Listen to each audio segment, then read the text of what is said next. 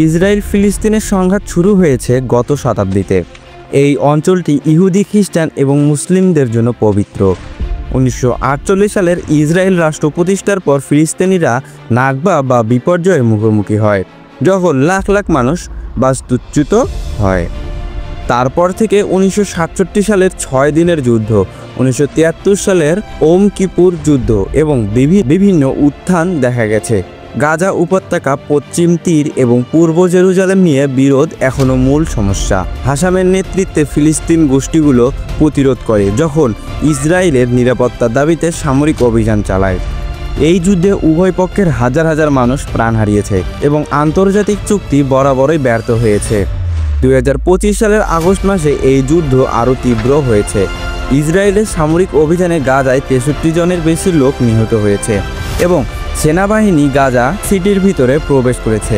জাতিসংঘের তথ্য অনুযায়ী গাজায় দুর্ভিক্ষ ঘোষণা করা হয়েছে, যার ফলে অনাহারে মারা যাচ্ছে শিশুসহ অনেক ফিলিস্তিনি। জাতিসংঘের মানবাধিকার সংস্থা বলছে, এই দুর্ভিক্ষ ইসরায়েলের কর্মকাণ্ড সরাসরি ফলাফল এবং যুদ্ধ অপরাধ হিসাবে গণ্য হতে পারে। বিশ্বজুড়ে প্রতিবাদ চলছে গাজার দুর্ভিক্ষের বিরুদ্ধে। অন্যদিকে ইসরায়েলের প্রধানমন্ত্রী নেতানিয়াহু ঘোষণা করেছেন যে তারা গাজার আলোচনার পুনরায় শুরু করবে, যুদ্ধ শেষ করতে এবং জিম্মিদের মুক্ত করতে। মিশর এবং কাতার অস্থায়ী যুদ্ধবিরতি প্রস্তাব হামাস গ্রহণ করেছে, যা একটি ইতিবাচক পদক্ষেপ। তবে ইসরায়েল 60,000 রিজার্ভ সৈন্য ডেকেছে গাজা সিটির নতুন এলাকার অভিযানের জন্য।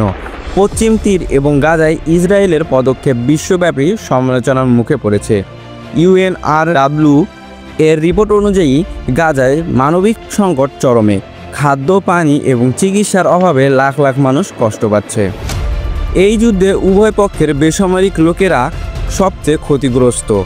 BBC এবং CNN এর মতো সংবাদ মাধ্যম থেকে জানা যায়, যুদ্ধ চলাচলের সময় মৃত্যুর সংখ্যা বাড়ছে। এই সংঘাতের সমাধান কি সম্ভব? হ্যাঁ, যদি উভয় পক্ষ সমালোচনায় বসে। সাম্প্রতিক যুদ্ধবিরতি প্রস্তাব একটি আশার আলো।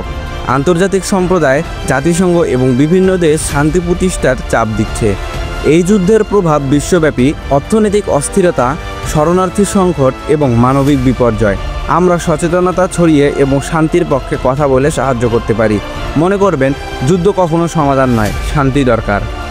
দর্শক, এই ছিল ইসরায়েল ফিলিস্তিনের যুদ্ধ নিয়ে আমাদের আজকের বিশ্লেষণ। আপনার মতামত কমেন্টে জানাবেন। শান্তির জন্য কি করা উচিত? ভিডিও ভালো লাগলে লাইক, শেয়ার এবং সাবস্ক্রাইব করুন। নতুন ভিডিওর জন্য বেল আইকন চালু করুন। ধন্যবাদ।